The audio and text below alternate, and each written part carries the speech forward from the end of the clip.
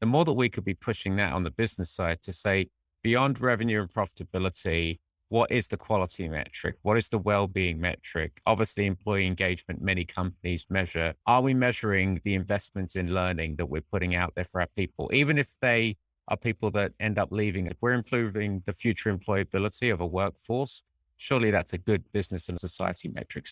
Don't conduct your analysis in isolation because data is so incredibly powerful. Not defending just the tribe, but defending the organization. Those creative people that you really want to keep empowered, keep excited, keep motivated, keep thinking. A good experience pays dividends down the line.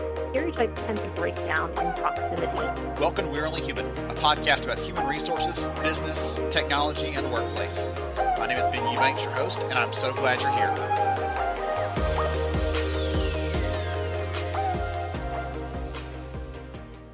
Hi, everyone. It's Ben Eubanks, your host, and I am really glad that you're here. I hope the teaser for the episode today got you thinking. I'm so excited because I get a chance to talk to Bhushan Sethi from PwC about some of the things that he's seeing in the broader market. He's an HR leader. He's a big thinker, and he'll bring in some different ideas and things from both inside and outside our bubble as people leaders to help us think about what's going on in the bigger space and how we can adapt and change. And one of the biggest concepts, listen for this as we're going through the conversation, because one of the biggest concepts that he mentions is this idea that we should be making no regrets changes.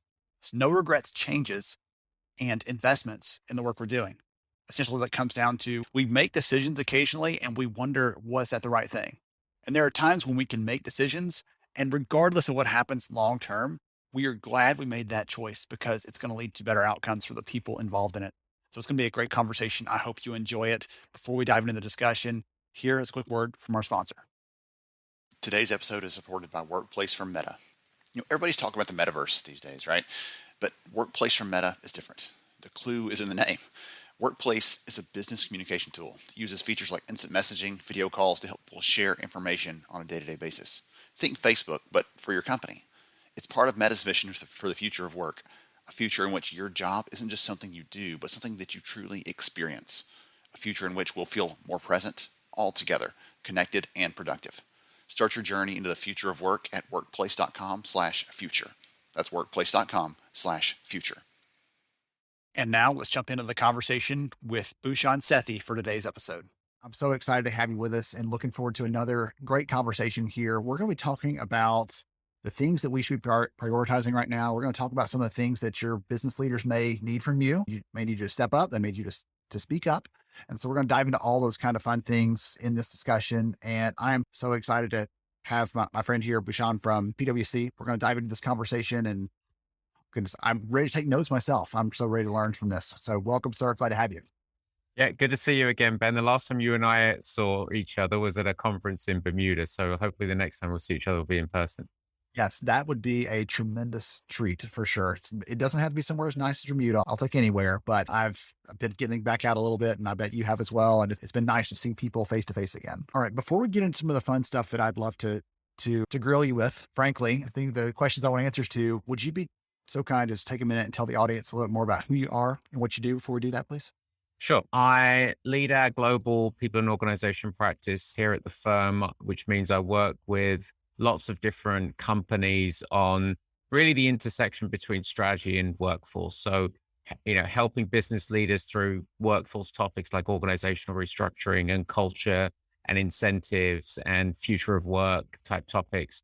I also work with HR leaders on some of those same topics as they work with business leaders. I've also started teaching since we met, Ben. I started teaching at NYU Stern, so I'm an adjunct professor there. And I also spend some time in my global role, policy work with the World Economic Forum and the G20 stuff as well. So I think that's super important, especially at my stage of life and tenure, to actually start giving back from not just the business side, but also a lot of what we do in the people space does impact policy and policymakers, whether it's reskilling, good jobs, safety in the workplace. And so that's what I spend my time. And I live in New York City, and I have a fading British accent, but I've been here for 20 years and I grew up. Did you say a fading or a failing accent there? Fading. I've never heard someone say that before, but I love that. That's so great. Okay. So one of the things I want to ask you about is, in addition to all the things you just mentioned, you also spend a significant amount of time writing and sharing your ideas. And again, doing a lot of giving back to the community.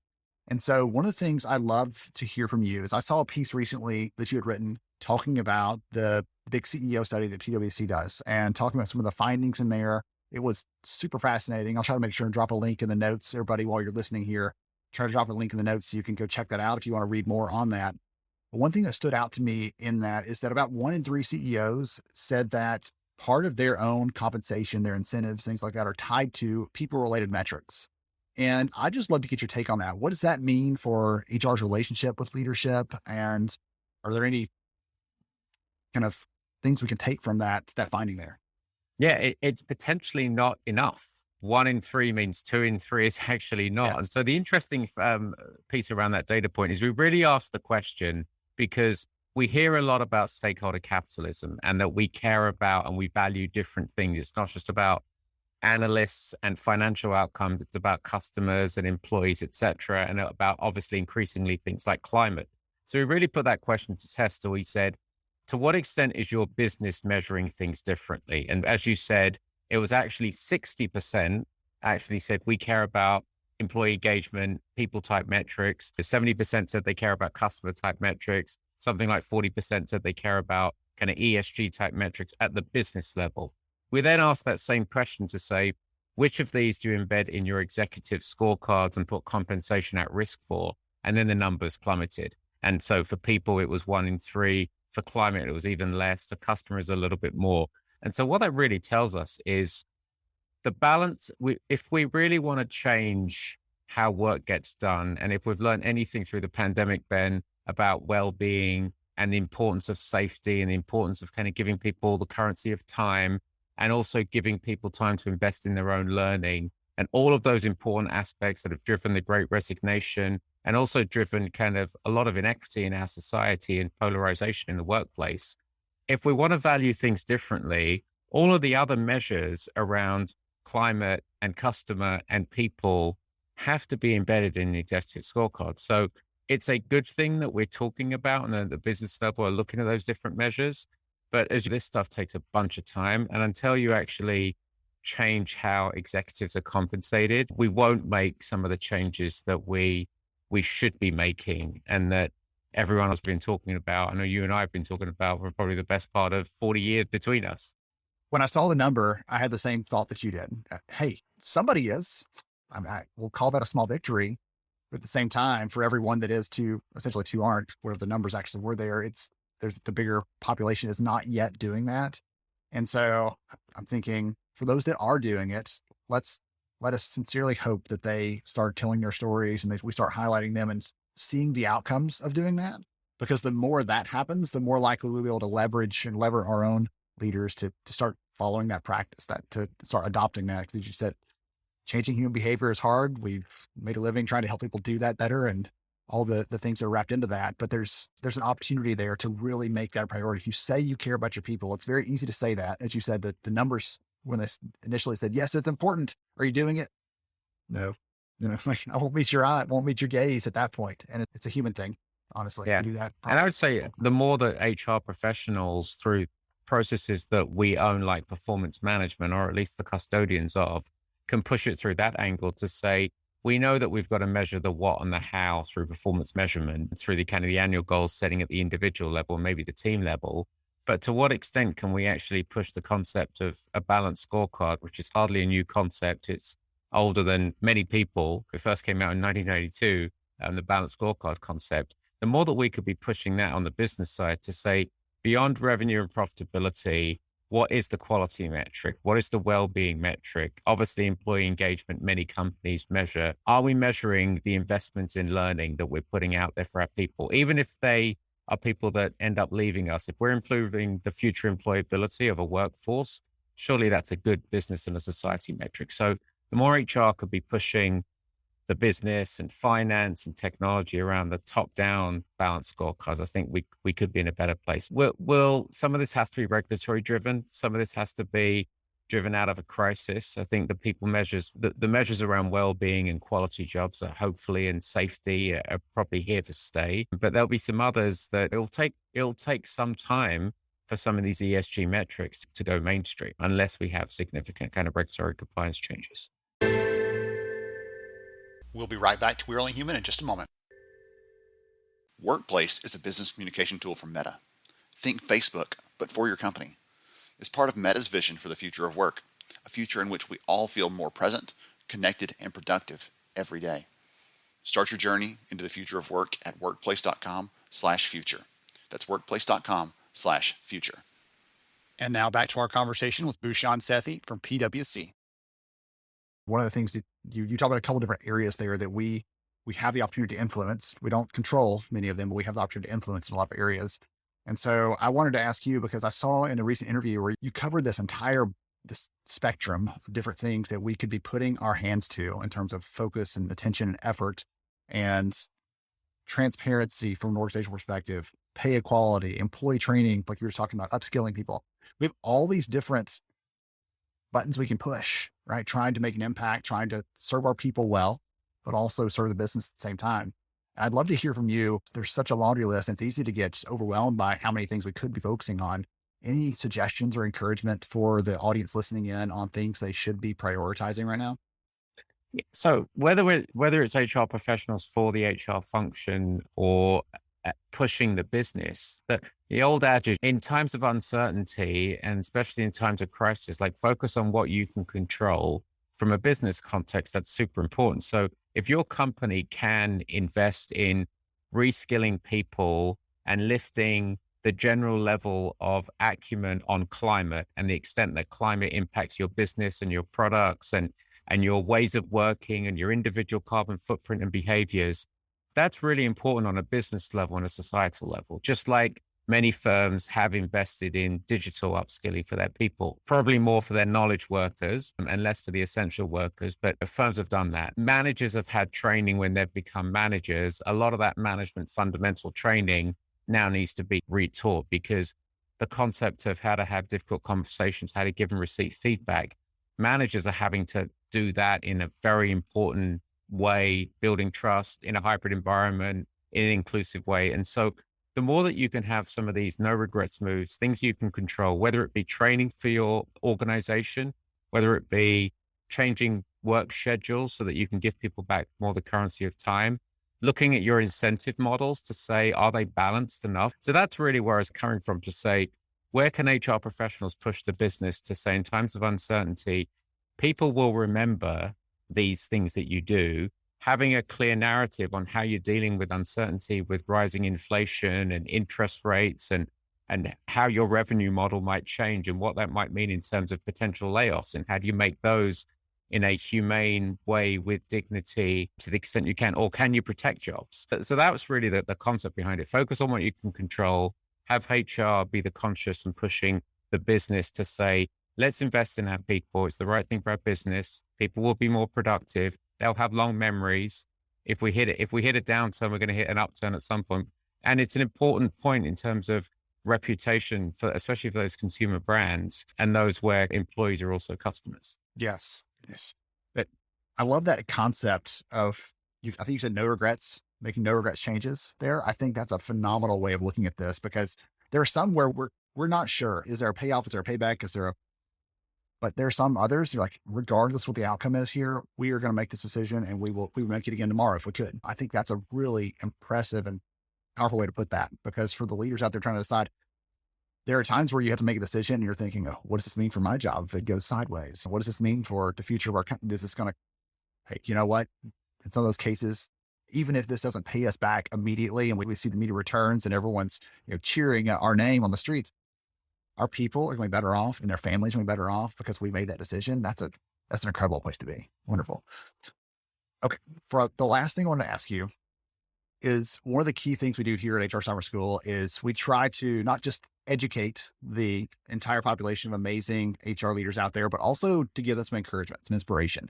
And you get the opportunity to meet with and talk with so many different companies and see all these amazing things. And I was hoping if you have any words of encouragement or inspiration for the other leaders out there that are, honestly, they faced some of probably the toughest times that HR's ever faced in the entire history of the workforce in the last couple of years. And so the data coming out saying, hey, burnout's high, but among HR leaders, it's even higher than average in some cases. And so I was hoping you could give them some words of encouragement or inspiration for what's next. And that way they have the energy to go do it.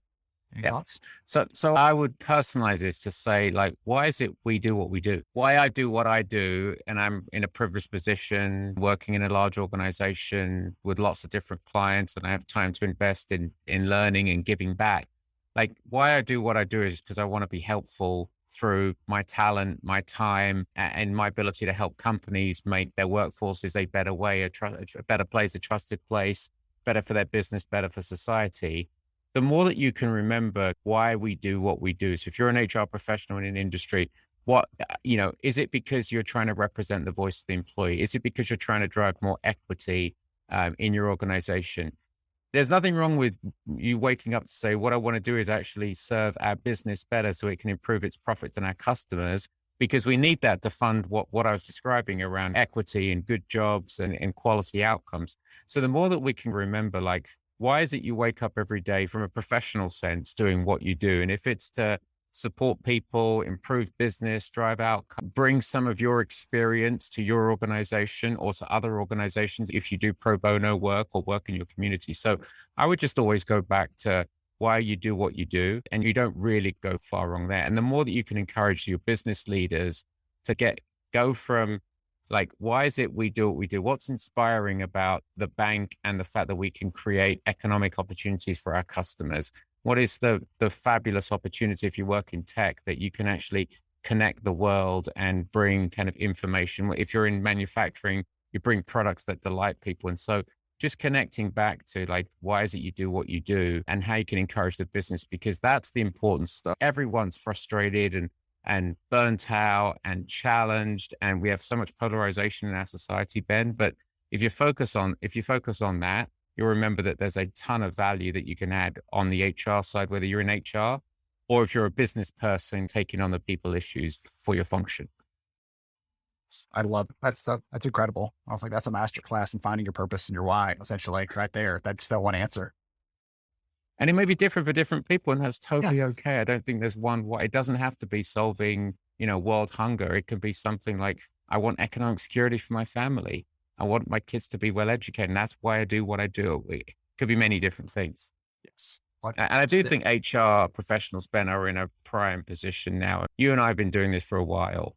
This is the time where every conversation I have with a business leader comes back to, my leadership are not ready. We don't know how to be inclusive leaders. We don't know how to build trust in a hybrid environment. What about the inequity of the people who don't come into the office as often? What does this do to my DEI agenda? They're all people issues, and they all impact our clients' ability to grow and to be in business and to innovate. And so the more that we can do what we've been trying to do for years to connect kind of business and people issues and be that strategic partner, I think that the moment is now. I think there is despite some of the stats are probably better than they were in years past, I think there's a big opportunity.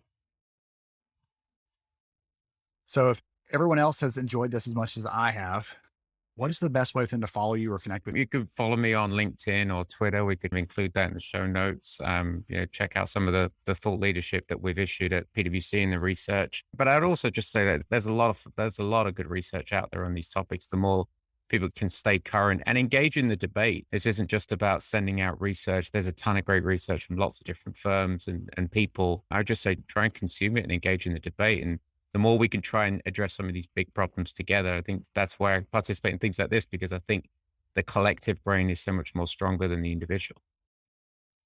All of us are smarter than any one of us. That's an easy way to put it. Amen. Okay. Wonderful. Thank you again so much for joining us. I appreciate your time and your expertise and your passion for what you're doing. It's incredible. Thank you so much. Thank you so much for joining me on the show today. I'm honored to have you as a listener. If you enjoyed this episode, please take 10 seconds to rate it at iTunes, Stitcher, or wherever you listen to your podcast. Also, if you know a friend that could benefit from today's conversation, please pass it their way. After all, a rising tide lifts all ships. To see show notes, sponsor information, and our full show archives, visit onlyhumanshow.com.